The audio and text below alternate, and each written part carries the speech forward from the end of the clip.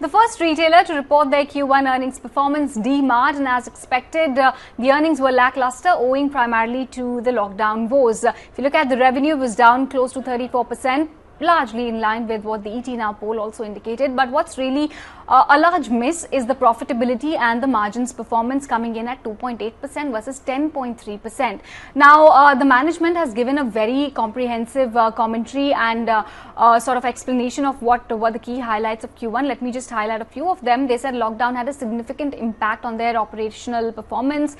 Being in the essential product business, they could sort of help provide essentials to their shoppers. They were able to pay the salaries timely, pay their suppliers, their vendors, all of their dues. So no disruptions on that front. But yes, even in the zones where the lockdown was partially lifted, they've not seen any surge in walk-ins, unlike global organized players who have seen a very solid uptick in walk-ins. Here they say in India or Indian context, it's mostly small shops, neighborhood stores which have been coming back with a huge amount of resurgence.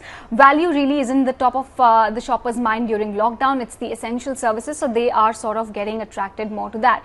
As far as outlook is concerned, the outlook continues to remain uncertain for them. But yes, they are less anxious right now than they were in April 2020 at the start of the first quarter. Their business model of store ownership, steady store additions and focus on cost efficiency are the factors that have really helped them face the pandemic shocks with relatively less harm.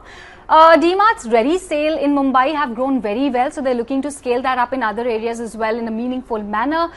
Discretionary consumption is still under pressure. It could be impacting gross margins negatively going forward as well, and store operations also continue to be inconsistent. So that's essentially what the verdict and what the commentary looks like. Street is still quite impressed by the numbers. They said that given the lockdown woes, the sales performance has been quite commendable. But yes, impact on discretionary segment is something to watch out for.